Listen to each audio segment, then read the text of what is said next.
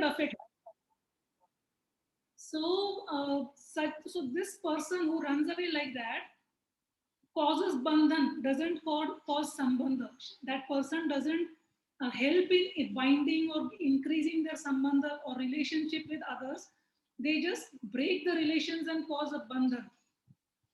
Um, to give you a simple example, Ramayana is something that is known to everybody. If we see the example of Kaikeyi, now Kaikeyi wanted a kingdom for her son, but she failed to see the larger picture, that what will happen if I ask such a benediction from my husband Dasharath. So she was so adamant that Bharat should rule the kingdom and Ram should go to the forest. So just by asking this, she was so selfish that she only thought about her own son.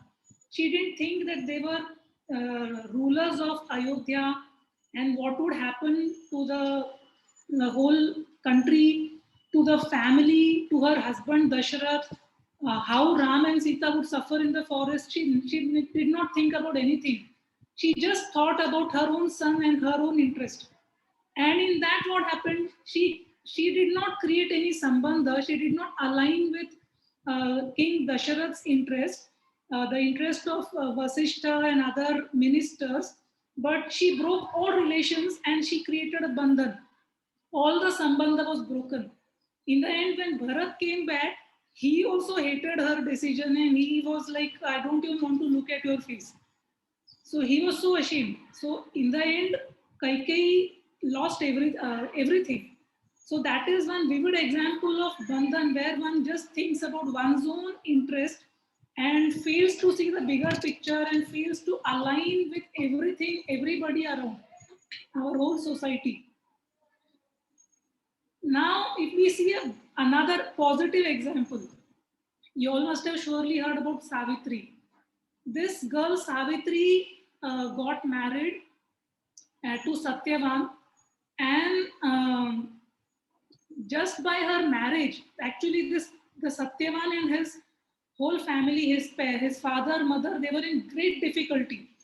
The Satyavan's father was a king, but he lost his kingdom to his opponent king.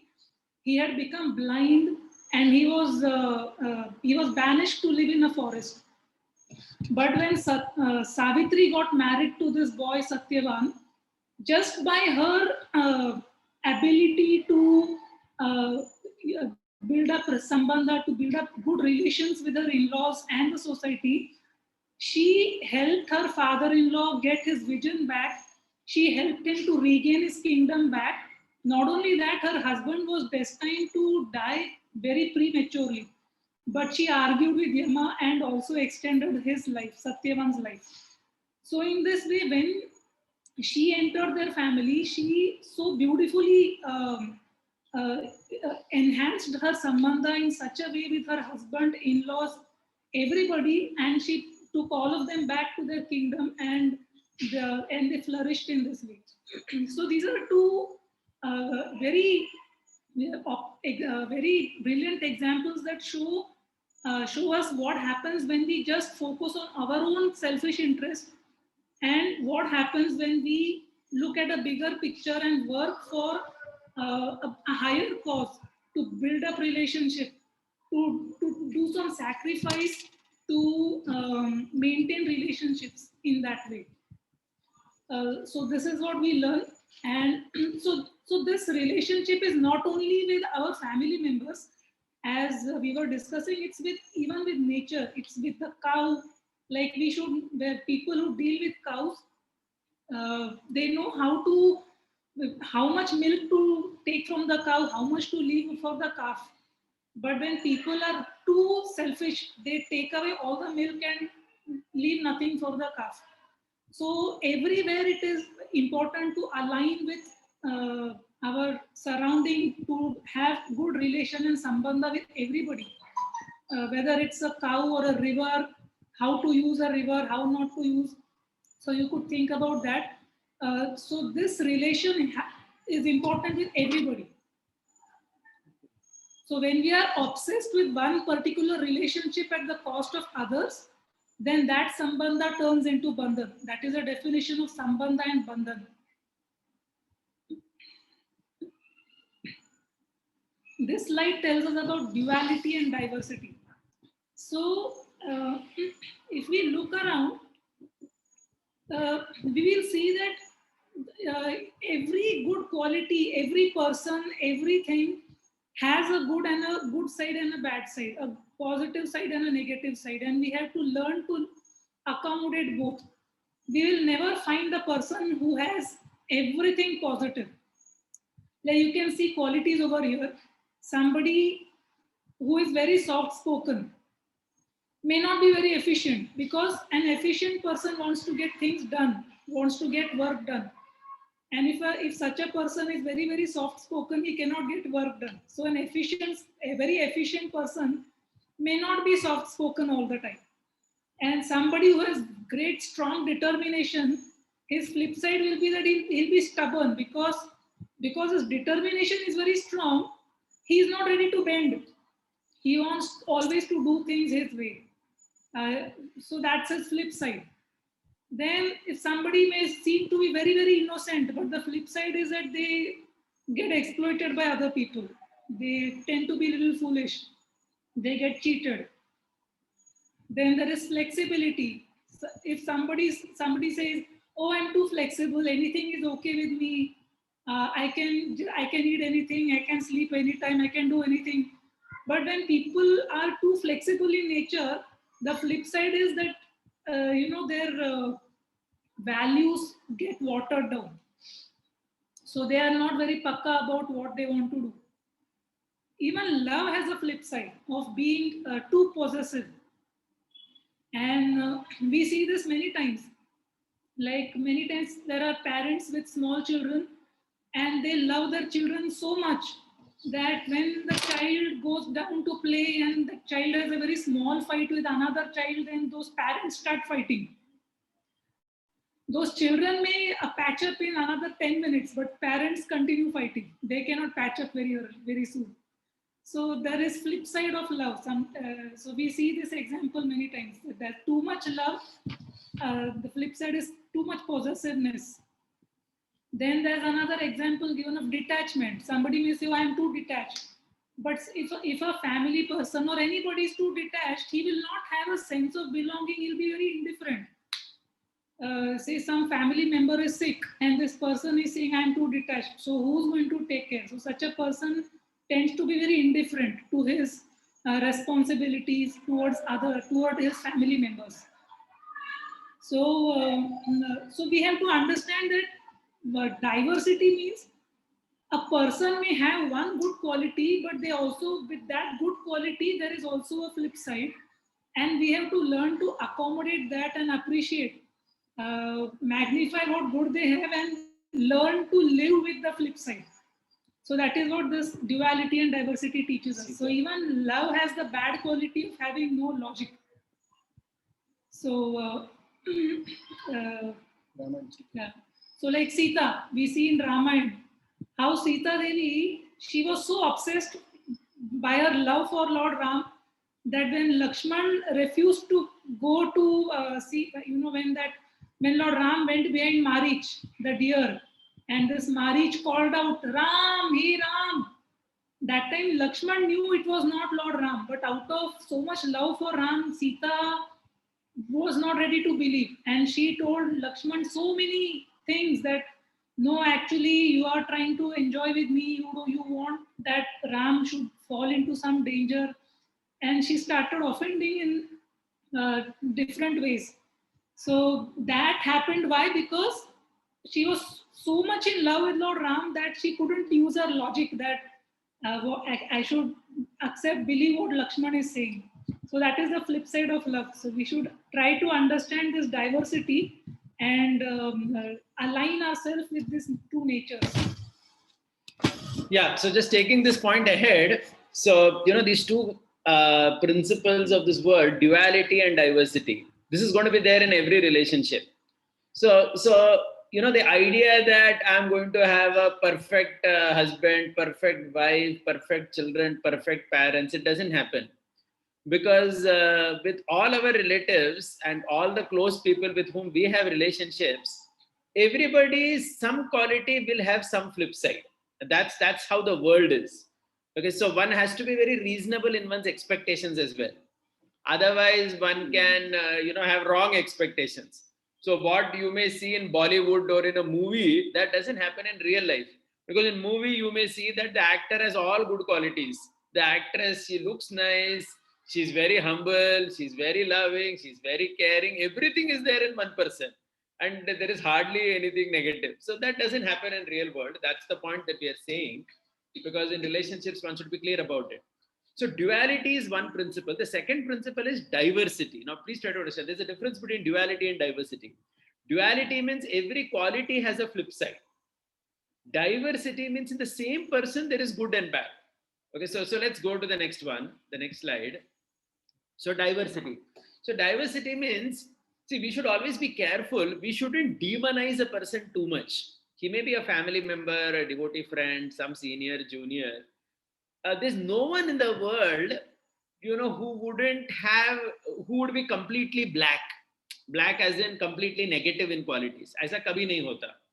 Everybody has some things good, some things bad. Diversity. So let's take the example of Gandhi and Godse, because this is kind of hotly debated in our modern political circles as well. Generally, it is understood that Gandhi was a very nice person. He had only nice things. Nowadays, somebody says something wrong about Gandhi. Also, people feel that, how can you say? But the fact is that there are certain thought processes of Gandhi. Gandhi had many amazing qualities, right? As a person, he was a very nice person. But as a politician, certain strategies he had about non-violence and this and that wasn't actually making any sense. So that was like another side to Gandhi. Okay. On the other hand, if you see Godse, the person who killed Gandhi, certainly his act of killing Gandhi was absolutely wrong. And for that, he has to be punished. And he was punished also. He was hanged to death. But again, that doesn't mean that Godse did not have any love for the country. Nowadays in recent political dialogues, sometimes I notice this, someone glorifies Godse saying that he was a nationalist. And then some others say that, no, you cannot glorify him at all. No, you can't do that. Because even the so-called bad man has some good things in him. So because that is diversity. Diversity means there are diverse qualities present in everyone. And it's the duty of the world and society to magnify the good quality and fan it and get it out, so that that negative side is subdued and little controlled, so this is a practical thing that we can understand from this. Even if you see the Ramayana, when Lord Ram, when he saw Ravan, the first time he saw Ravan, he said that this person actually is a very great personality. He has such good qualities, and if only he would return Sita back to me, then I have nothing with him. He can be a very nice king of the whole world. Okay, so basically the point is Ram could see even that good in Ravan because that was there. There was some good in him. But again, that doesn't mean nowadays again there are people who write books about Ramayana saying that Ravan only was everything good about Ravan and Ram did not have anything good. No, that's completely wrong. That doesn't make any sense, right? So these are two fundamental principles we need to understand about the world: duality and diversity in terms of relationships. Now let's go into the main theme for today, which is actually the 4 types of relationships that we will discuss. Okay, so these 4 types of relationships, I'm using Sanskrit words first. They are called as Shoshan, Spardha, Sahakar, and Samarpan. So we're going to discuss this. So Shoshan is exploitation, Spardha is competition, Sahakar is cooperation, and Samarpan is dedication. So the idea is that our relationships could be in either of these 4 levels with people. Okay. So this is also based on what we call as the 3 modes of nature. So I'm not sure if you have done this. If you have not studied this, you would study this in Gita later. But I'm sure some of you may have heard this in your childhood also. The Vedic psychology presents everything in 3 modes. 3 modes means 3 gunas. And these 3 modes are like 3 colors. Like in physics, we understand, right? There are only 3 basic colors, RGB. And all colors that we see are a combination of the 3 basic colors. Similarly, the Gita talks about 3 basic natures called Sattvagun, Rajogun, Tamogun. Sattvagun is thoughtfulness, Rajogun is passion, Tamogun is darkness. Okay. The idea is that everybody in the world is a combination of these 3 modes. Everyone's individual nature is a combination of 3 modes. All the activities that we do are under a combination of these 3 modes. Okay, so I'll not talk about that further. Let's come to what we want to talk. So the lowest type of relationship which could exist in the world is called as shoshan. Shoshan means to exploit, exploitative relationships. So this is the lowest level, and this is basically under tamoguna. So what is shoshan? Shoshan can be either conscious or unconscious. Conscious exploitation leads to revolt. Okay, like if you see the slide, in the slide I put the picture of the French Revolution, bottom right. So the French Revolution happened as a result of conscious exploitation of the kings. If you read French stories in the medieval times, King Louis the 14th, Louis the 15th, Louis the 16th, they were utterly incompetent people who were only exploiting their subjects just to lead a life of great royalty. Okay, and ultimately such exploitation leads to revolt. It can be a political revolt and so on, and then there is a lot of bloodshed. By the way, please note there can even be unconscious exploitation. That means you may not be aware that you're exploiting somebody, but you could be exploiting. Like sometimes parents may force the children to study some particular IIT exam or something. Like many times we read this, that in Kota or some place where IIT students are preparing, some child commits suicide and he writes a letter saying that, my parents forced me to study and I just couldn't manage all this. This is actually unconscious exploitation. Sometimes the intention may be good, but you may end up exploiting somebody.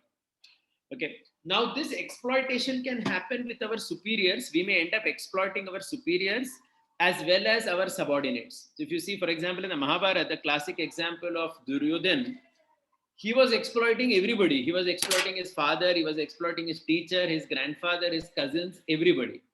Okay, so exploitative relationships is the lowest category of relationship, which is called as shoshan. And ultimately, it creates only rebellion and conflict.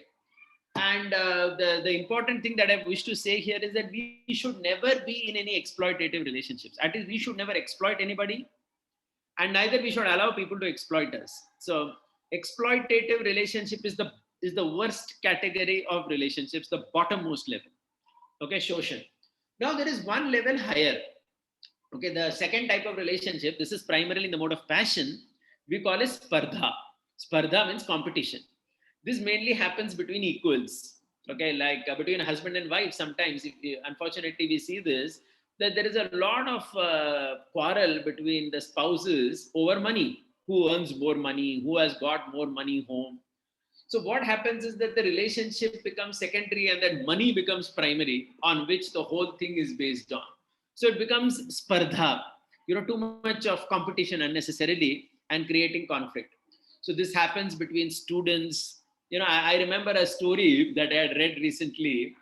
There were two boys in Mumbai who had a bet in 12th standard. They were in 12th standard. They had a bet who will score more marks in a CET exam for engineering. Okay, so what happened was, because they had a bet, one boy, what he did just before the exam, what he did was he kidnapped the other boy, okay, and locked him up in some house so that he doesn't give exam, so that this fellow gets more marks. So eventually, of course, he got more marks, but then, the other boy, poor fellow, he was locked up and he couldn't even give the exam. Of course, the police couldn't do anything because they were minor, below 18-year-old. Okay, so this is spardha in relationship. Even among professionals, so sometimes it happens in companies also, that there is too much competition, or policies itself are such that instead of bringing the best out of people, they bring the worst out. So I work in HR, I'm a training placement officer these days, and I've observed that, in some companies, what they basically do is, they have policies like, they say that the bottom 10% performers are removed. So what happens, there's too much of conflict among the people, because who are working together, there is conflict. This is all spardha. Sometimes even among siblings, there is too much spardha among brothers and sisters. India as a country, just 1 second, I just have to change my internet. Just give me a second, please.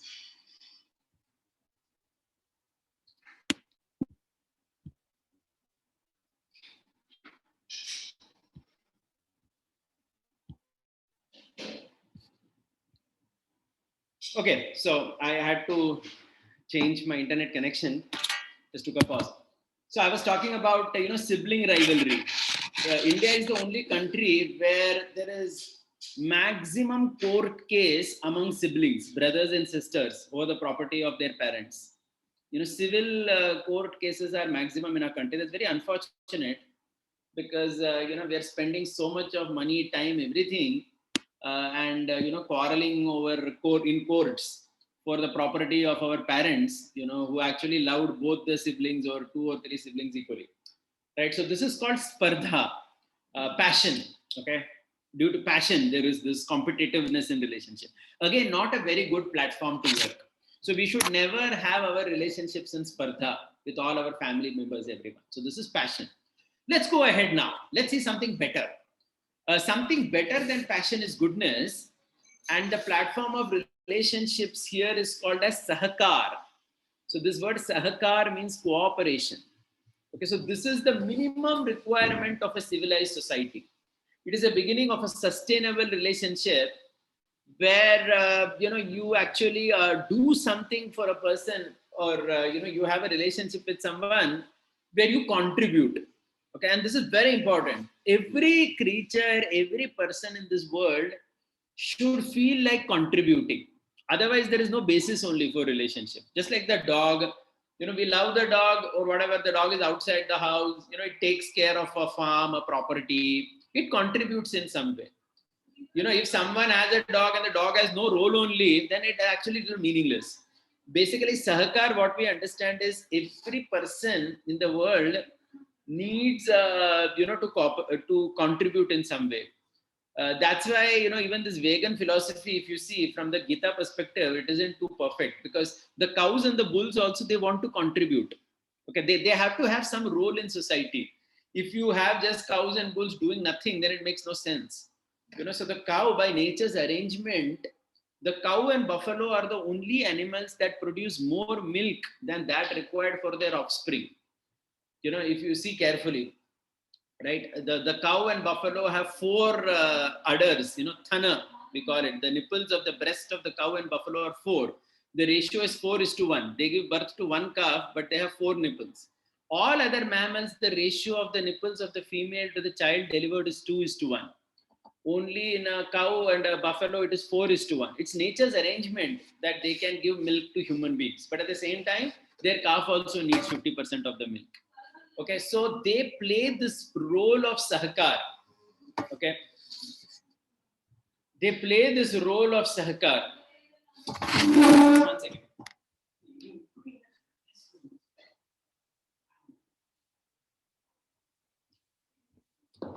Yeah. So this is what is called sahakar, where there is cooperation between people. So Krishna talks of this in the 3rd chapter of Bhagavad Gita, Parasparam Bhavayanta Shreya Paramavapsyata, where Krishna says that even with the Devatas, it is like that. People do yajna for Devata, and Devata gives something to the human beings on earth. And in this way, everybody is happy. So this is sahakar. Okay, so at least our relationships with everybody around us should be on the platform of sahakar, where we actually cooperate and do things for each other. Okay, but even this is slightly lower compared to the best type of relationship, which is called as samarpan. Now let's try to understand what is this samarpan. Samarpan in English, I would call it as dedication. So there is dedication in a relationship. So samarpan, so this is coming from the yoga paddhati, which is beyond the 3 modes of nature.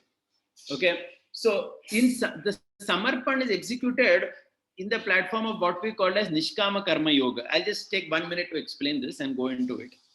So we all know that Bhagavad Gita talks about karma yoga. Nishkama karma yoga also talks. Nishkama karma yoga in Sanskrit, what it means is to do one's duty and not expect anything in return. That is called nishkama. Nishkama is a very simple Sanskrit word, which means I don't expect anything in return. And karma yoga means to do one's duty in connection with God. So nishkama karma yoga means doing things without expectation. So that's actually samarpan, where I do my duty in an efficient way because it is my duty and I need to do that role in any situation. Okay, so relationships also can be like this, where there is dedication in that relationship, where there is samarpan, where there is a spirit of sacrifice, where you do that role because it has to be done, and even you're not expecting much from that other person. Okay, so this is actually samarpan. The reason this is considered excellent or top class is because the previous things that we discussed, Soshan and Sparda, clearly don't create a good legacy. Sahakar is good, but sometimes it can be a little suffocating, because in Sahakar, what could happen? Somebody may say that, okay, I am doing Sahakar, but the other person is not doing Sahakar. Then what to do? Okay, so then it creates a problem. But Nishkama Karma creates the best legacy. Okay, now obviously there will be many questions about it. Somebody may say that if I am doing Nishkama Karma and the other person is oppressing too much, then what to do? So that is why the best example we have is from Mahabharata. In the Mahabharata, you see that the Pandavas and Krishna practiced Nishkama Karma Yoga or Samarpan to the greatest possible extent. So let's try to understand that. And from that, we can understand how relationships are supposed to be from the best platform. If you see the Pandavas, they were tortured so much by the Kauravas from their childhood. Okay, Duryodhan tried to poison Bhim to death. They tried to set their house on fire. They disrobed Draupadi. They attempted to disrobe Draupadi in the middle of an assembly. They did everything possible against them. But if you see the Pandavas, their mood was always of dedication in that. They always wanted to set things right. Now, please try to understand this point. From the Pandava side, they never exploited the Kauravas, even though those people were doing. Not only they did not exploit, they were always trying to cooperate with them in every way possible. Okay, always. So, in fact, the best example of that we see is when Krishna goes as the Shanti Dut. There's a very beautiful story in the Mahabharata where the Pandavas have spent 13 years already in the forest and they're supposed to get the kingdom back, and the Kauravas are not willing to give. So Krishna goes. So before Krishna goes as a peace messenger, he's having a chat with the Pandavas, and the Pandavas at that time, they tell Krishna that even if these people give us 5 villages, it's fine for us. Let them keep the whole country with them. Humko 5 gav de do bas. Let us avoid all bloodshed and let us try to live happily. They genuinely had a spirit of dedication in their relationship with their cousins. And Krishna also, he went as a peace messenger with that mood in mind, that let me try my best to have peace. Okay, so he tries his level best so that matters are solved in such a way that without a quarrel, at least 5 villages also, if the Pandavas get, the war can be avoided. But the other party was hell bent on it. Okay, and when Krishna comes back as the peace messenger, he tells Pandavas, I tried my best, but I still did not succeed, but that's okay. This is Nishkama Karma Yoga. When you try to repair some relationship or do something, you may know that it may not happen, but still you try your best because you're supposed to try your best. Okay.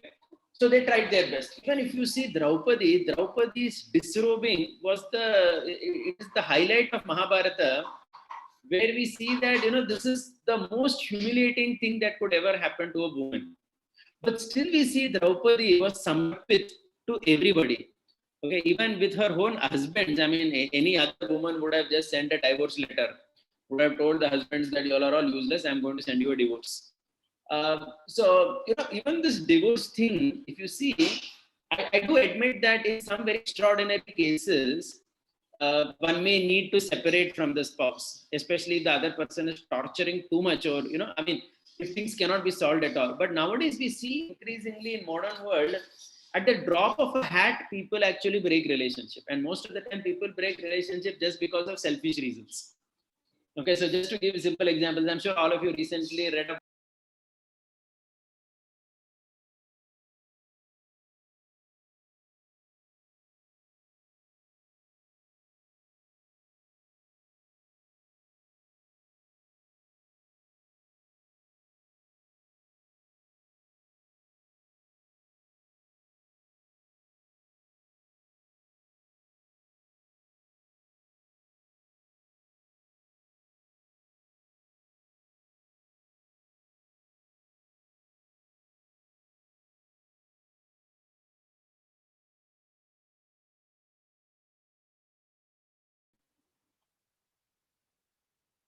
Okay, I'm sorry. I think I just lost connection. I'm just trying to get back.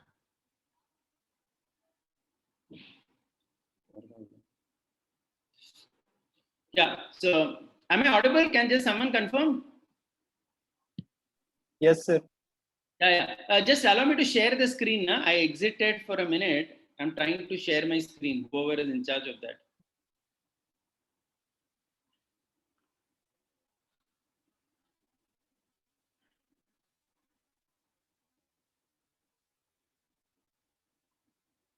Just give me a second. Just trying to sort this out.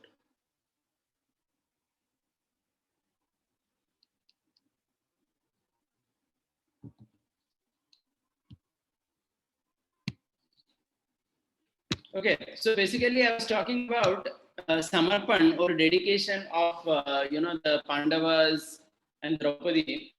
Despite such a major catastrophe happening, where Draupadi was attempted to be disrobed, she still maintained relations with everyone. Now, please note this is very interesting. Draupadi's response. One may say that was Draupadi not even angry at it? Of course she was. She was wild like anything with her husbands. In fact, if you see in the Mahabharata, after this incident happened, whenever she spoke to her husbands in the forest, she always told them that you all should have protected me and you failed me at a very critical time. But the point is, even though she expressed disappointment at whatever happened, she never, she never gave up that particular relationship. Are you understanding the point? She did not just break it up. So I was saying that in today's world, people break up.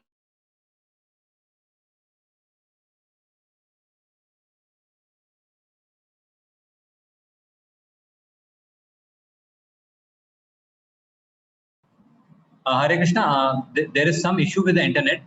You can wait for a while. I think he'll just connect. Just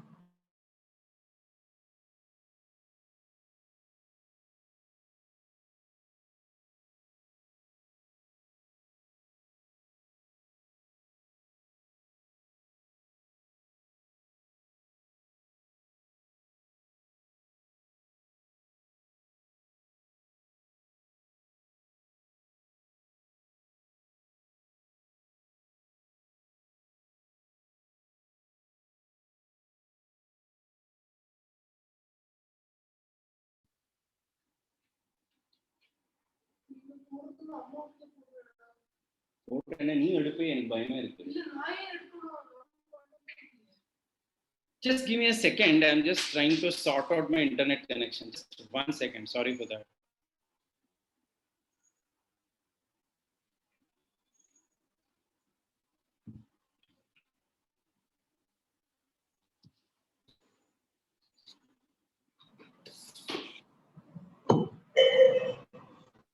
Hare Krishna. So I think internet is a little bad there, Prabhuji. I'm just coming back. Just 1 second.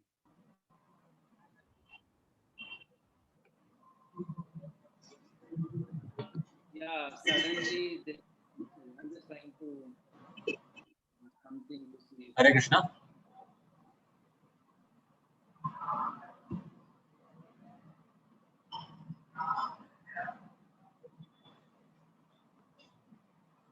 I think Krishna.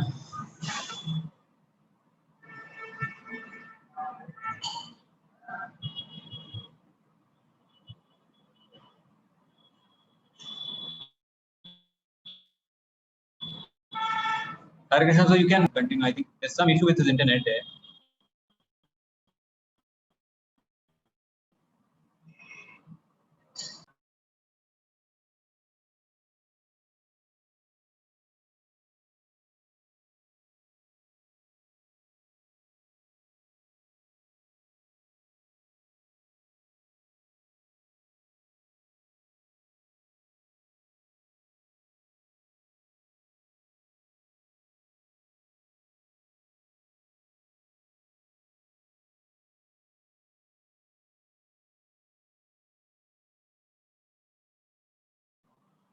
Hare Krishna, Prabhuji, there is some issue with the internet. We are not able to hear you. Yeah, I'm sorry for that. I just Yeah. to move. Am I audible now at least? Yeah, you are audible, Prabhu. You are audible. Okay, so I'll avoid the video. Maybe that would help. So let's hope for that.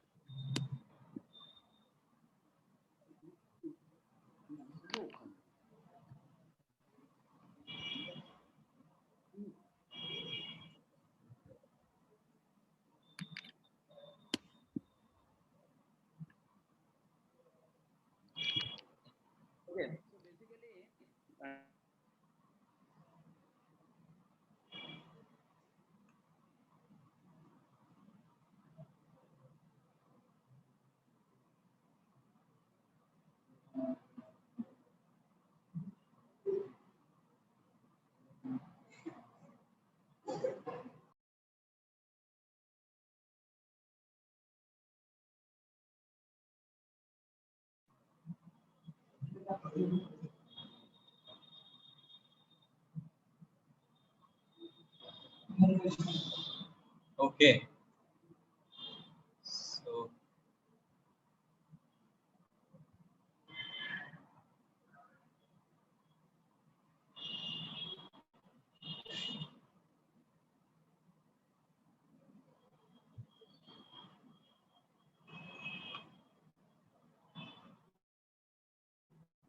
I hope, meanwhile, Prabhuji is fixing his internet.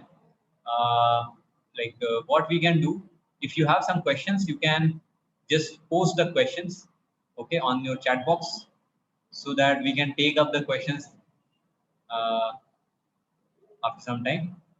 Okay, you can just post the question. Anyone has any questions, you can just start posting the questions. Okay, and we are figuring out some technology has some side effects that we are facing today. Very sorry for that. Meanwhile, you can just post your questions if you have any questions directly on the chat box to everyone. Okay.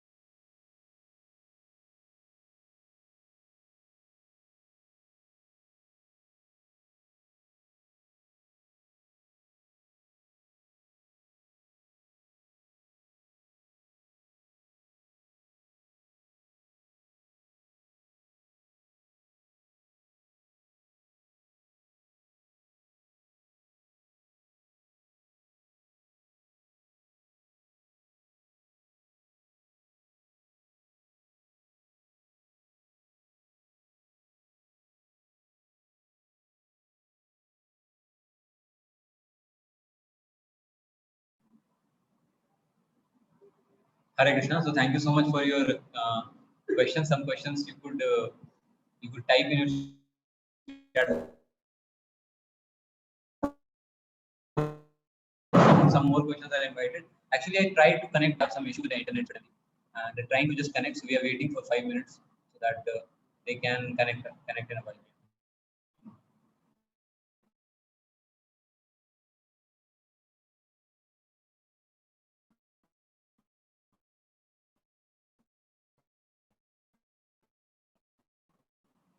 Yeah. Okay, I'm very sorry. I exited the meeting. I'll just come back. Okay, just give me a second. Sort all my issues back. Yeah, sure, bro.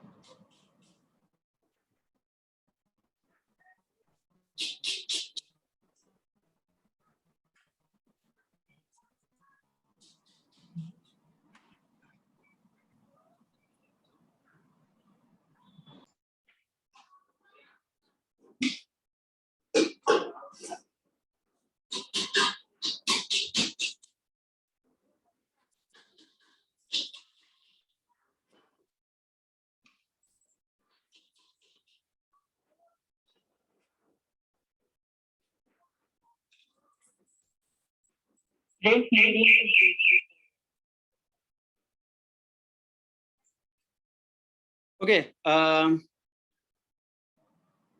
bro, Can you are I be audible. allowed to share my screen? Yes, bro. Just a while. So you have joined from which name, bro? This Toshan Nimaidas. Yeah, bro. Yeah, Toshanima, but there are two. Yeah, you made Yeah. me. Okay, fine. Yeah, thank you. Okay. Yeah. I came back finally. Okay, my screen is visible, right? Yes.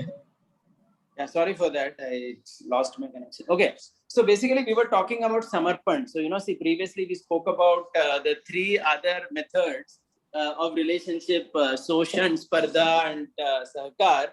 But the top one is Samarpan. Samarpan is dedication. So we gave some examples of the Pandavas. And that's actually precisely the reason why Arjun had this entire problem about how to fight his grandfather Bhishma. Because if you see that what happened was Arjun was thinking, how can I fight my grandfather? He has done so many wonderful things for me. I love him so much.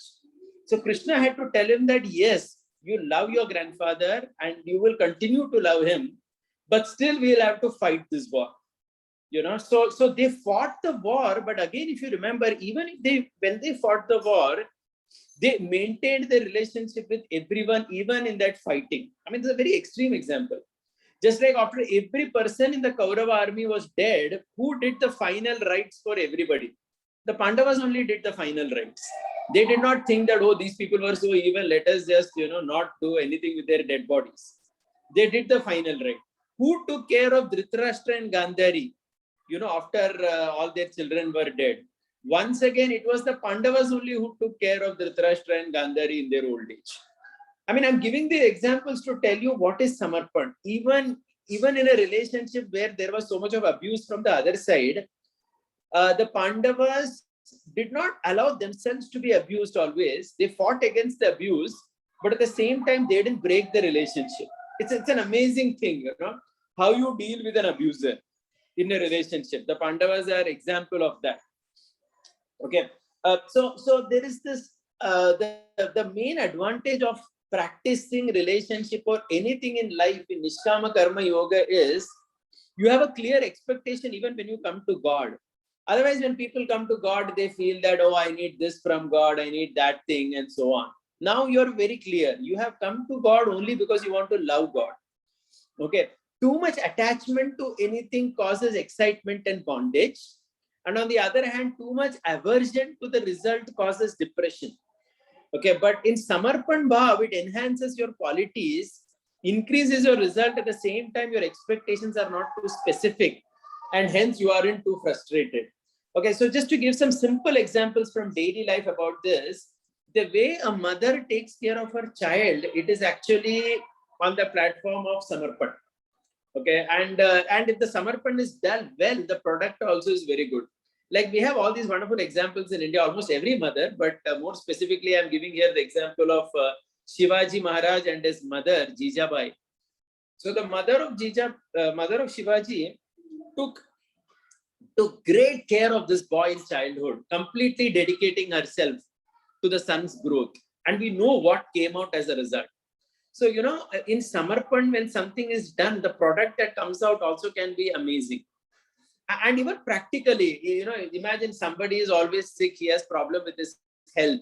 What can you do? You have to take care of your health. You have to try your best to remain healthy, even though apparently there is no respite. Sometimes we see families, a couple, they are not having a child for a long time, but still they keep trying to, ensure that, they have children and their family increases. Similarly, even a student is trying for a particular entrance exam or a particular career option.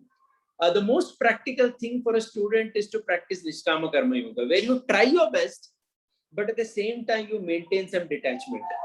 You try with full dedication, but you maintain a detachment from it. This is actually what Bhagavad Gita says.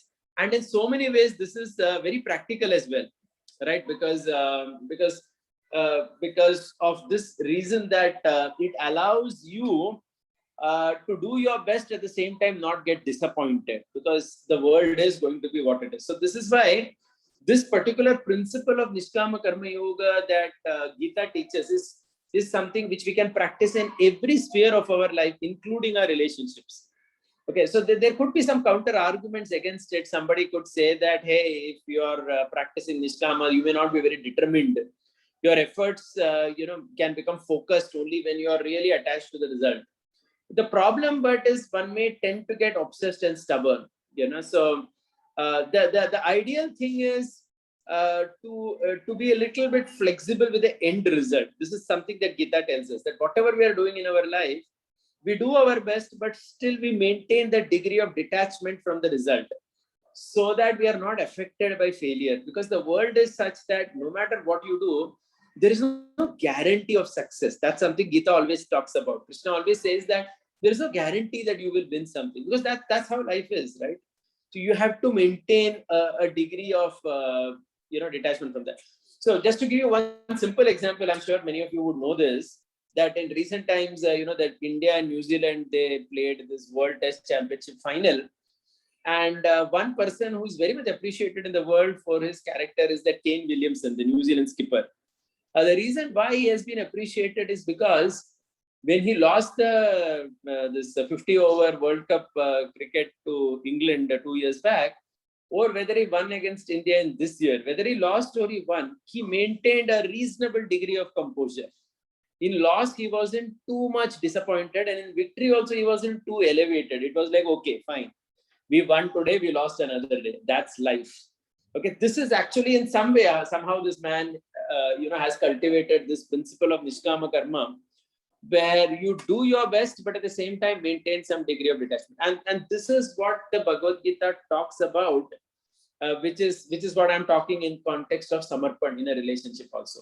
You're very dedicated, but still you leave the result, because that's not in our hand, but still you try your best in the relationship to ensure that you have given your 100% in your relationship. Okay, which is what is the ideal platform to work. And generally speaking, when we work in such a platform, we bring the best out from the opposite person also. Many times people ask, if I am doing Samarpan, the opposite person is exploitative. It can happen, like it happened with the Kauravas, with Duryodhana and party, who are always exploiting the Pandavas, no matter how well they tried to do whatever they did. But this is again a very rare example. Generally, the world is such that when you do good, you attract good from other people also, because that's how Prakriti functions. In any relationship, the way we react in the world, that is how we bring out from the other person also. So in that sense, the idea of the advantage of Samarpan in a relationship is that it tends to bring out the best in the opposite person. And as we said, every person has plus and minus. So even if that best comes out in some way, it tends to be very good.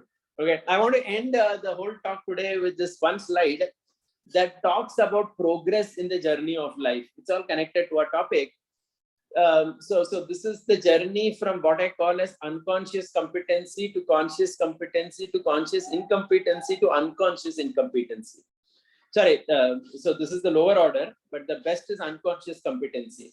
So ideally in our life, so please observe these words, unconscious and competent. That means you're competent, but you don't even know that you are like that. Okay, so this is the topmost level of functioning, where whether it is a relationships or anything in life, if we are unconsciously competent, that's like, the best thing.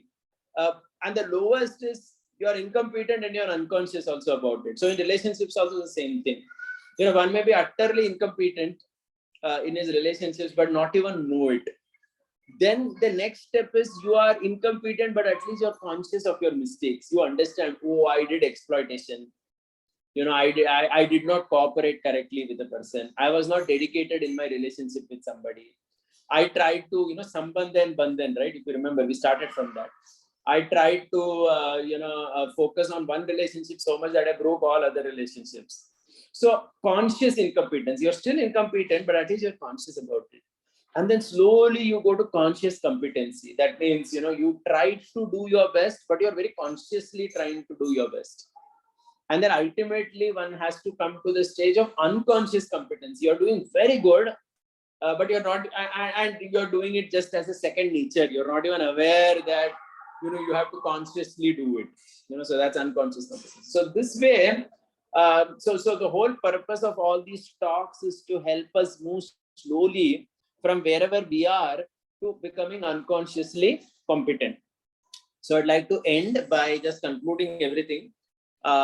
So initially, so the topic is yoga of relationships. We started talking about sambandha and bandhan. I said that we said that sambandha means integrated relationships, and bandhan means bondage. Bondage happens when we forget to integrate everything. Okay, so just like a river also, that example of river was there on the slide. Like Yamuna river is there. The river, the ideal sambandha is achieved only when you can see the river in connection with the entire biodiversity. But when people start thinking that river is only for human beings, they make dam, they divert water, and then the river is also destroyed. It becomes bandhan. Like you see many rivers in India, like Yamuna and all. In Haryana, they have diverted all the water, and in this way, the whole river has become destroyed. Okay, because they feel that river is only for human beings. No, but river is part of an ecology. You'll have to see the connection. So these words are very important because in relationships, we want to achieve sambandha. And we can achieve sambandha only when we see the right connection between all relationships. Otherwise, we fall into bondage or bandhan. That's where we started from. The second thing that we explored is two foundational principles of this world, duality and diversity. Duality means any quality has a flip side. So basically this whole idea, hypothetical idea that I need to have a relationship with someone who has only good qualities or only good things will be coming from that person is very hypothetical, because anything good that person may have also, that will have some flip side to it. That's the world. You can't change the nature of the world. That's why, all these novels and all these romantic movies that portray relationships where everything is perfect is actually bogus. It doesn't happen like that. Diversity means even in the good person, there can be, that means you can even see contrasting qualities in a person. That means you may see a very nice quality and you may see a terrible quality also. Okay, in the same person, it can happen like that. That is called diversity. And the goal of relationships is always to slowly bring out the best in a person, because everybody whom we are having relationships with, they have the good side of their personality, and we need to fan that and bring it out. Okay, so that's what it is. So how do we do that? Then we went into the journey of 4 kinds of relationships. For that, I spoke about the 3 modes of nature, tamogun, rajogun, sattvagun, but I didn't elaborate that so much. You can study that later. But the 4 kinds of relationships start with the lowest, called as shoshan or exploitative relationship, which is the worst of all. Okay, it can be unconscious, conscious. We saw so many examples. French Revolution, we saw Duryodhan in Mahabharata. All that is example of shoshan. Then we saw spardha. That's in passion relationship, where it's competitive. It can be between spouses. It can be between siblings. A lot of, I told you that the maximum civil court cases in anywhere in the world is in India, where siblings are fighting over the property of their departed parents. Okay, competition, spardha in relationship. One level higher is sahakar, where you cooperate with each other, right? So we cooperate with the animals. The animals also cooperate and do something for us. We cooperate with the devatas, we cooperate with the ecology, we cooperate because we do something, somebody else does something, and cooperatively we exist in the world.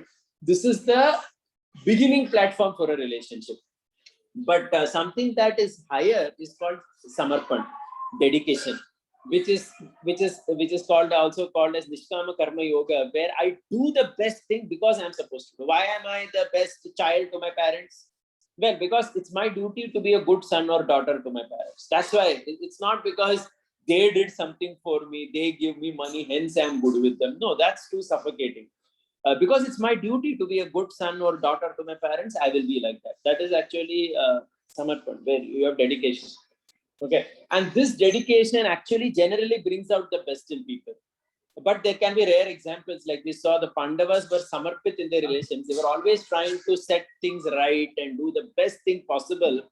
But there could be somebody like Duryodhan who is not going to change no matter what. Okay, then it may happen that you may have to punish that person.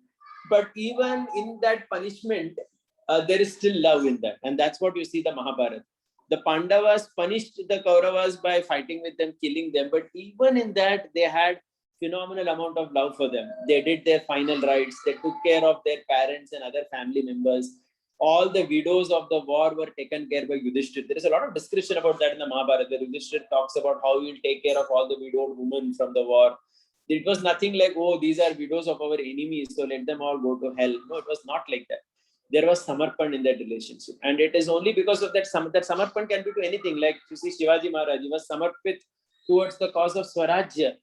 Okay, and in that samarpan, he did the best. So this samarpan could be to the country, it could be to relationships. So this is actually practice of the Nishkama Karma Yoga principle of Bhagavad Gita. And that's most practical because the outcome is not in our hand. I was saying that, we may do our best, we still don't know the result, but still we continue to do the best because that's the only thing we have in our hands. Okay, so in this way, when one functions, one's relationships can actually be very, it can be on the platform of yoga, as I said, in relationships. Okay, so I think we will end with that. I'm sorry for all the network problems that I had. I think for almost 10 minutes, I was lost, so that's why we had to extend. Sorry for that. Any quick No questions? problem, We can no take problem. them. Yeah, we have some questions. I'll just ask some questions. So these are some questions posted in the chat box by the students who have attended. Very good questions, and I have also personally 1-2 questions to ask. So first question is, Prabhuji, what does unconscious exploitation lead to? Okay. Unconscious exploitation, initially the person may feel that I should do something, because of the relationship, one feels that I'm obliged, I should do something. Eventually one will burn out. Please try to understand, exploitation ultimately creates conflict, whether it is conscious or unconscious. Okay, so I gave an example of, especially this can happen sometimes, like I gave the example of parents, right? Sometimes they could exploit their child by forcing them to study or do something beyond their capacity. It's unconscious. They may have good intentions, but it burns that child out completely. And ultimately, we see so many examples of children either committing suicide, going to wrong path because they just couldn't handle the expectation of their parents. So this is a result of unconscious exploitation. Exploitation in any form doesn't leave a good legacy. That's the point. So Prabhuji, here there's a follow-up question of that sometimes what happens that a close person tend to do unconscious exploitation and affecting so many other relationships, playing a victim card, and in attempt to care for that person, although the person is not improving. So then what happens usually, the person who is asking the question, they say that I tend to put my frustration and neglect the other relationship unconsciously. Because of that exploitation happening with me, I am so absorbed in that I just other relationship also I am forced to neglect. That's what happened. How do I deal with that?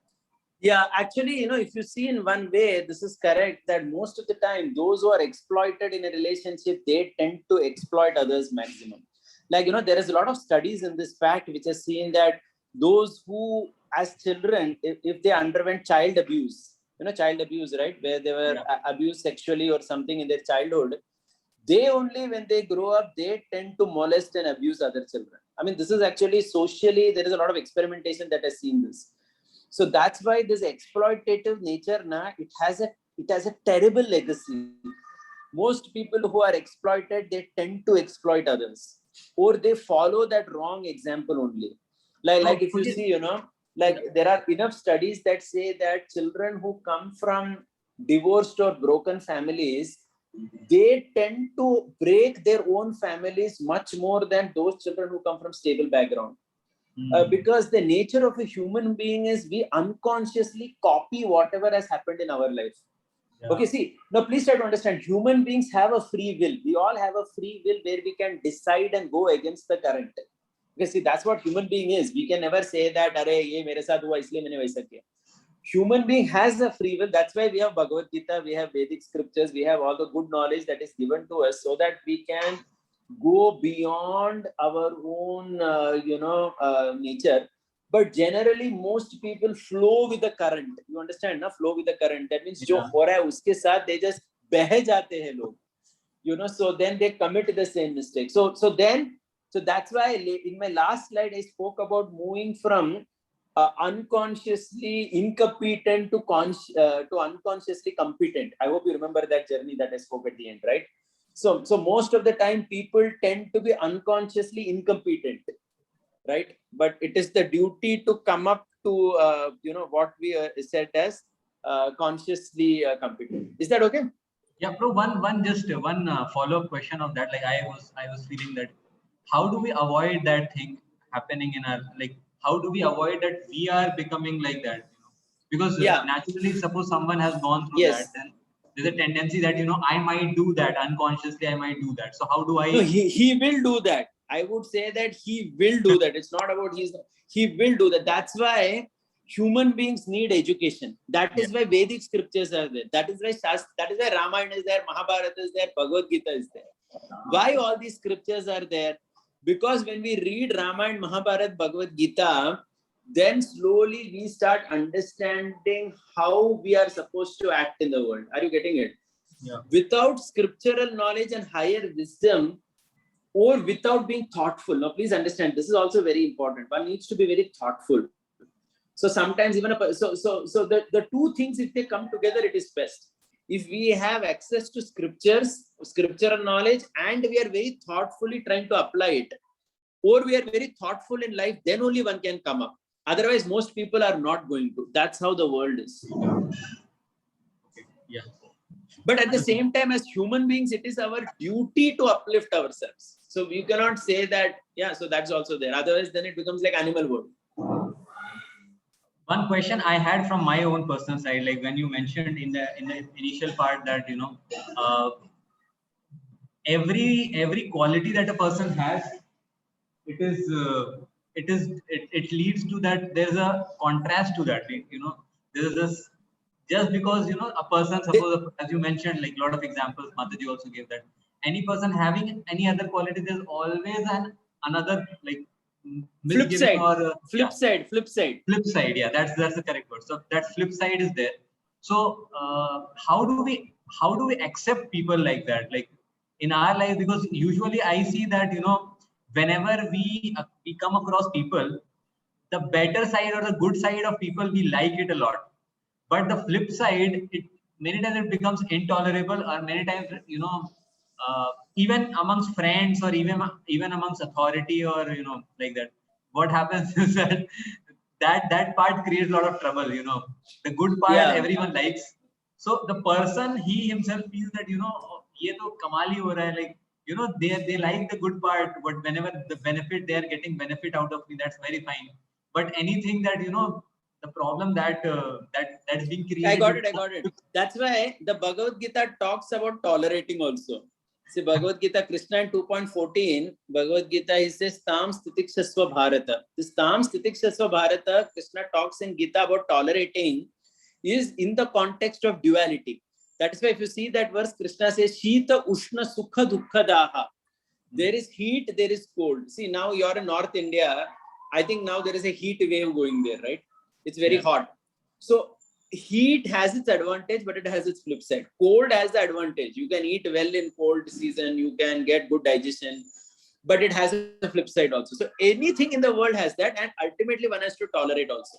That's why even in our relationships with people, we forget to tolerate the flip side of a person, then eventually you are left alone in the world. See, that's what happens in the Western world. Now, please try to understand, in the Western world, if you see carefully now, most people in the Western world, increasingly, they live alone with a dog.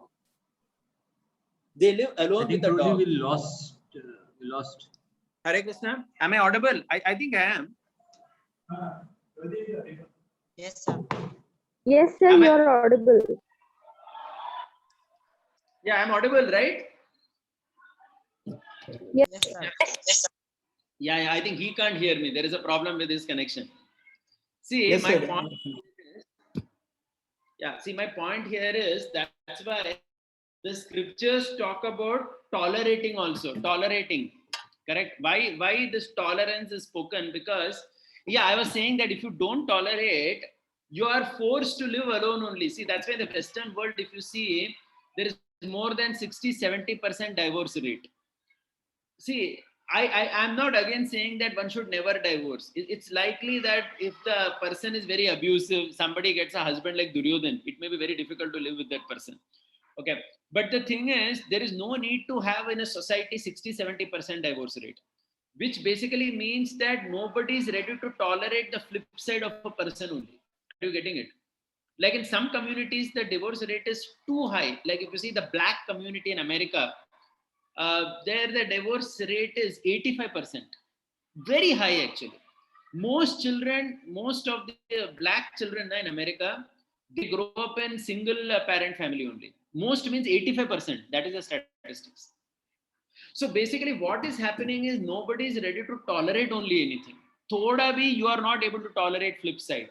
So in answer to your question, I would like to say that in relationships, that's why one has to be very realistic. With every person, there will be some flip side. With every person in the world, with any situation, every engineering college will have a flip side. Every job will have a flip side. Every every spouse, of course you will not have too many spouses, but your spouse will have a flip side. You know, you are a brahmachari or a monk in an ashram, then your other mates in your ashram will have a flip side. So flip side is unavoidable, but what human beings are expected to do is tolerate.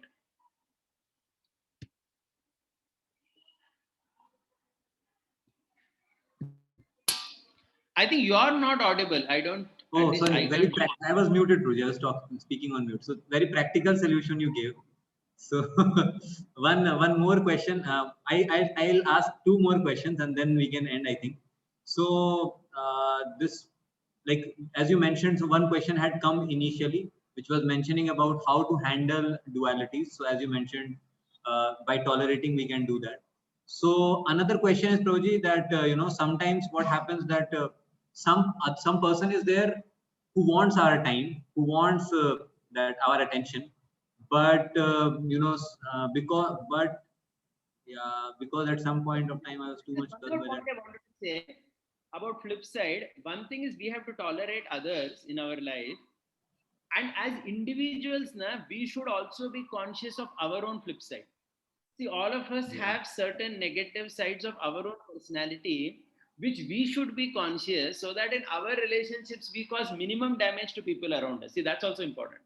I may not be able to be the best father, I may not be able to be the best husband. That's okay, but at least I can slowly learn from my mistakes and progress. Does that make sense? As an individual, from our side, tolerating is the other. But the individual also tries to improve and minimize the duality. Yeah, that was also important to say. Yeah, go ahead. One thing in that regard, like I have seen that what happens usually, we tend to justify our behavior, or we tend to have such a lifestyle wherein it's barely visible sometimes that there is something that we are lacking. So many people have this question that how do I identify that there is something wrong in me? Because like specifically speaking, if I'm staying with my parents and there's a generation gaps, so usually whatever feedbacks that we receive from parents, it seems that, oh, they are outdated, They might not be exactly knowing what's the wrong in me. But how do I actually identify that? Yes, I accept that also, that, yes, I accept that these are the wrong things or misgivings in me. Like, these are the bad qualities that I need to work on. So how do I work? How do I identify them first? That's another question. Yeah, generally for identification, we need peers. Peers help us identify. Okay. So peer could be your brother or sister. Peer, generally for most people, the peer is their spouse, but that's after marriage. They are the peers actually. I mean, yeah, the Mahabharata talks about it, where Yudhishthira tells that the spouse is God's, the friend ordained by God in a person's life is one spouse. Yudhishthira tells Yaksha in a discussion. So basically, in essence, I'm saying that in an equal relationship, this can come out. With the superiors or with subordinates, we may not be able to hear, but with anybody who is equal, which can be a friend, which can be a sibling, which is a spouse, in that discussion, it can come out. Where with our equal people, we can discuss and understand which aspects of mine actually irritate somebody. And generally, equals or friends are the only people who can tell you that. Because other people will tell, we don't hear, because we think that a superior kuch bhi bol raha hai. Juniors also, we think they're too small to tell us something. ये बच्चा है, मेरे को क्या बताएगा ये? Like that. Yeah. One more question is that so these are some typical teenager questions. What do I'm finding out? So what should be the condition to wait for someone you really care, and when to move on?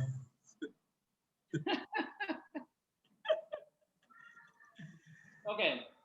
I would say that many times I would say, see, generally if you talk about relationships, especially in the context of a life partner for a person, traditionally, how was it done? It was done with the help of astrology, like charts. It was done with the help of superiors. Because, one thing is with individuals, especially in a young age, in a college going age, most of the time what happens is that a person wants to make relationships based on externals. And that externals always are generally very impressive. Like a boy is trying to impress a girl in college and he's showing only the best part of his, or the girl also does the same. They fall for each other, and later, only when they're together for some time, they understand all the other things that are there behind. The flip side. It's only infatuation. So my point is that out of infatuation or out of that initial attraction, one shouldn't at least commit to a relationship like that. That's very dangerous unless you have really know a person. And ideally, you knew people. They knew either, So basically, this is again very important. So and also when you make relationship, to consider everything else. I'll give one example of this. You'll be able to appreciate better even how infatuation can work. So in the Mahabharata, there is the story of King Dushyanta. This King Dushyanta, he's going hunting somewhere and he's very thirsty. So he goes to the ashram where there is a girl who is in the ashram of a rishi. That girl's name is Shakuntala. Okay, she is the daughter of Menaka and Vishwamitra, but she's adopted by Kanva. So she's in Kanva Muni's ashram. So Dushyanta meets her and asks for water. And as he's talking, they get attracted to each other. And Dushyanta tells her that the very fact that I'm attracted to you means you should be a Kshatrani. He says that, because I would never feel like this to a Brahmana's daughter. I will never feel like that. I will look at a Brahmana and his family as my guru and spiritual master. So if I'm getting attracted, so then she says that, yes, I am actually a Kshatrani. I'm a daughter of a Kshatriya. They give a whole introduction to each other of their background. Kahan se aa rahe dono? Then only they propose to each other. And then they propose to each other. At that time also, Dushyanta, Shakuntala says that my elders are not there. How can I agree? So Dushyanta says that look into your own heart. What do you feel?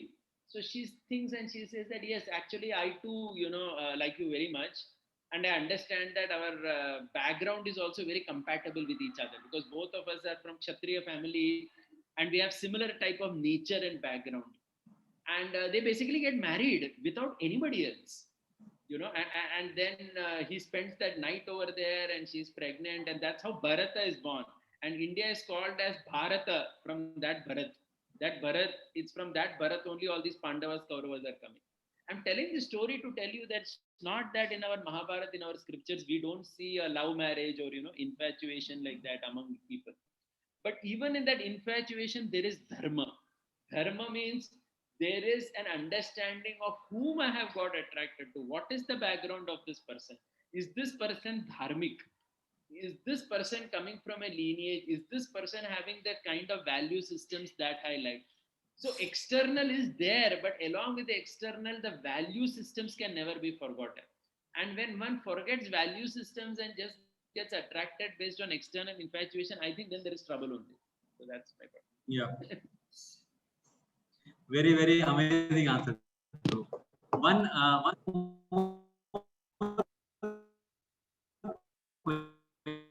question I had, like, it's. Am I audible, Prabhu? Yeah, now you're audible. Yeah. So I was asking that, Prabhu, the problem with day-to-day life is now, people have become so busy that when they are there in their career, or when they are there like preparing for their career either, or when they are in their profession, usually they don't find out time to invest in the relationships. And that is the reason nowadays I feel that a lot of people they feel that that relationship is not strong enough. Like, so how do I deal with that? And one more question is that, so you can answer that question. And one more final question is about the expectations from superiors or parents. Like, when that relationship is too pushy, like from parent side or from someone like a spouse or like that. So when that relationship is too pushy, because some people may speak that, okay, at least I can give divorce or divorce to my spouse or something, or if there is a friend, then I can just push off that, look, we are not friends now. But your parents, suppose parents are too pushy, you cannot avoid your parents. Like that's something that you have to address. At eventually that has to be addressed. So when someone is in that situation, how do he or she deal with that, like with high expecting parents? Yeah.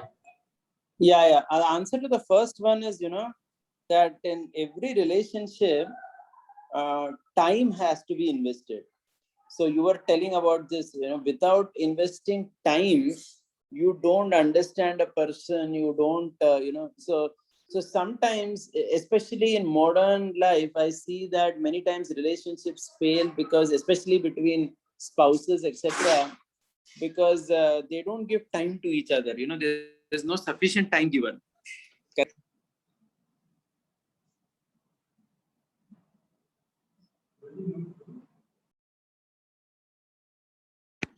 Someone is earning money in one city and another person is earning money in another city. Okay, and they're trying to maintain a long distance relationship. None of these work actually, because relationship means time is there, because for anything some time has to be invested. So that is the first thing, the first part. The second thing about pushy parents, etc., or especially with people who are pushy in their relationship with us, again I would say that dialogue is very important with everyone. So a lot of things get resolved by a very healthy dialogue. When we sit and spend time with people, talk to them about why, what they are expecting, what we could do in that. Generally, most people try to understand, and also, so that is important. Dialogue and some amount of free will.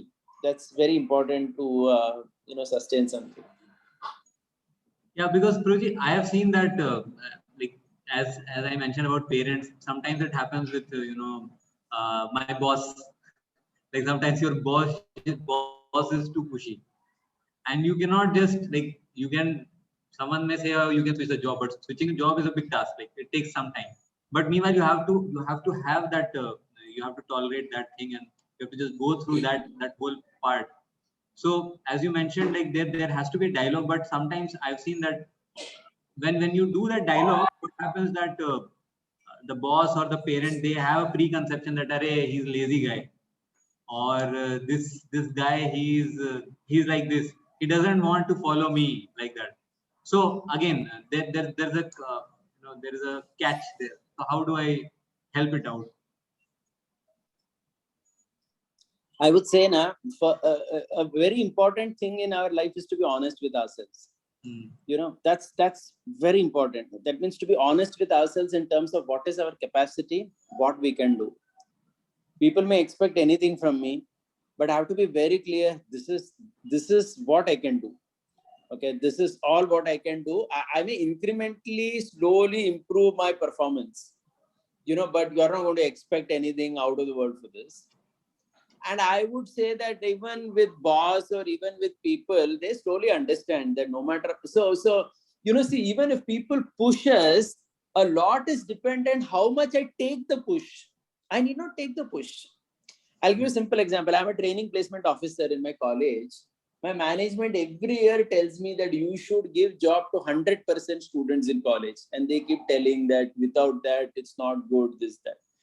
In my college now, about 70-75% get jobs. 100% obviously don't. Okay, but beyond a point, I have realized that they can push me how much ever they want. But if I don't take it, you understand what is taking it, right? When I take it too much on myself that, oh, I have to do this, I have to stay up all night and somehow achieve, then I am getting affected by it. But if I am true to my conscience and understand that I am working to my best possible, इससे ज़्यादा मैं काम नहीं कर सकता, या I'm doing my best to get to ensure my students get a job. And I understand that as management, these people will obviously want to push me beyond anything. But if I don't take it, then I'm not under stress. My point is that once we start taking the push on ourselves, that increases stress. Because then I feel that, oh my God, I have to do this, without which I may lose my job, this, that. No, I'm not going to take any stress. I'm not going to take a push. You can push me. I will keep smiling at you. But I will do only what I am going to do. And I'm going to be confident that I'm doing my best in that. And I will slowly improve also whatever I'm doing. But it will be at my pace. So this is actually, I would say, a very fair enough understanding from Bhagavad Gita, which talks about. Yes, thank you so much, Proji. It was a treat. The question answer part specifically, very, very helpful for me also. And meanwhile, the whole, the beginning part, all of you took very well, very well prepared and very nice. Actually, it's not a very general topic to the audience, I would say. It's not a very common and general topic, but it's very, very good, very, very good conversation. Very, very thankful to you for investing your time and your energy, and very thankful to Mataji as well. So thank you so much, Proji, for your very, very kind association. So all these students, they are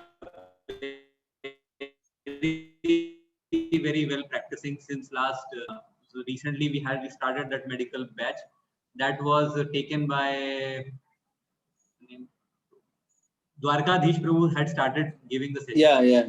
So these are very blessed students all across India from AIIMS and from various very reputed medical colleges and IITs and ITs.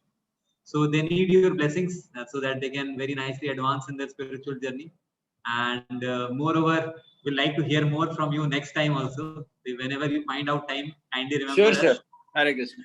We are very, very thankful. So I would request all of us that we are like, we can express our gratitude to Prabhuji, where that he gave such very wonderful signs of relationship to all of us. So thank you so much, Prabhuji. And we hope that next time also you can some time for us. Thank you. Yeah, sure. Sorry for whatever inconvenience in terms of my technology, my internet bandwidth. I suddenly lost it.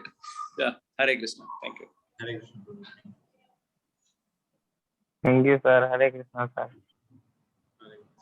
Hare Krishna, Prabhu.